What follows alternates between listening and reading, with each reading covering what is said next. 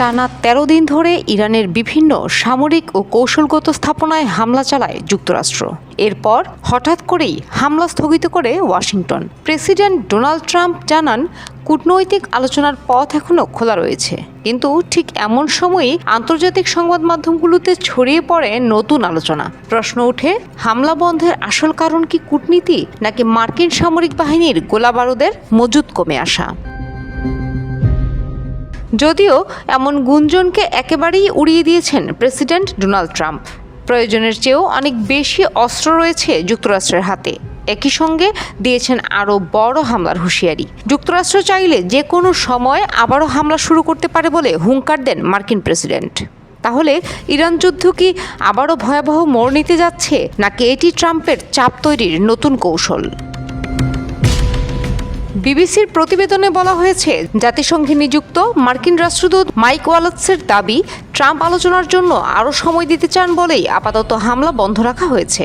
অন্যদিকে Wall Street journal জানায়, গত শুক্রবারের জন্য পরিকল্পিত বড় ধরনের সামরিক অভিযান স্থগিত করা হয়, কারণ বৈঠকে প্যাট্রিয়ট আকাশ প্রতিরক্ষা ব্যবস্থার ইন্টারসেপ্টর ক্ষেপণাস্ত্র সহ বিভিন্ন গুরুত্বপূর্ণ গোলাবারুদের দ্রুত কমে আসা মজুদ নিয়ে উদ্বেগ প্রকাশ করেন মার্কিন কর্মকর্তারা।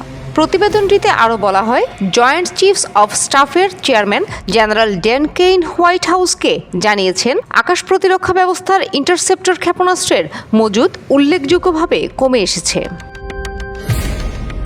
তবে এ বিষয়ে সবাই একমত নন। যুক্তরাষ্ট্রের সেন্ট্রাল কমান্ডের প্রধান অ্যাডমিরাল ব্র্যাড কুপারের মতে, গোলাবারুদের এই পরিস্থিতি বড় কোনো সমস্যা নয়, কারণ বড় ধরনের হামলা চালানো হলে ইরানের পাল্টা বিমান হামলার সক্ষমতাই মারাত্মকভাবে ক্ষতিগ্রস্ত হবে। এদিকে এসব গুঞ্জনকে সরাসরি প্রত্যাখ্যান করেছেন প্রেসিডেন্ট ট্রাম্প। এক প্রতিক্রিয়ায় তিনি জানান, বিশ্বের অন্য যে কোনো দেশের তুলনায় আমাদের কাছে অনেক বেশি গোলাবারুদ রয়েছে।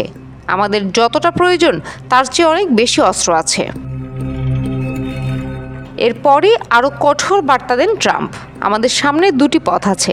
একটি হলো সামরিক অভিযান আরও জোরদার করা, যাতে ইরানের যা কিছু আছে সব ধ্বংস হয়ে যায়। অন্যটি হলো একটি চুক্তিতে পৌঁছানো, আর তারা চুক্তি করতে চায়। ইরান এখনও পাল্টা প্রতিক্রিয়া থেকে সরে আসেনি। ফলে সাময়িক বিরতির আড়ালে মধ্যপ্রাচ্যে আরও বড় সংঘাতের কাউন্টডাউন শুরু হয়েছে কিনা, সেটাই এখন বিশ্ব রাজনীতির সবচেয়ে বড় প্রশ্ন। ট্রাম্পের এই বক্তব্য কি কেবল দর কষাকষির ভাষা, নাকি সত্যিই মধ্যপ্রাচ্যের আকাশে আবারও শুরু হতে যাচ্ছে আগুন ঝরা যুদ্ধ? কারণ ইতিহাস বলছে, যুক্তরাষ্ট্র যখন সব বিকল্প খোলা রাখার কথা বলে, তখন কূটনীতির টেবিল আর যুদ্ধক্ষেত্রের দূরত্ব খুব বেশি থাকে না। ইরান যুক্তরাষ্ট্র উত্তেজনা কোন পথে এগোয়, সেটিই হতে পারে মধ্যপ্রাচ্যের ভবিষ্যৎ নির্ধারণের অন্যতম বড় প্রশ্ন।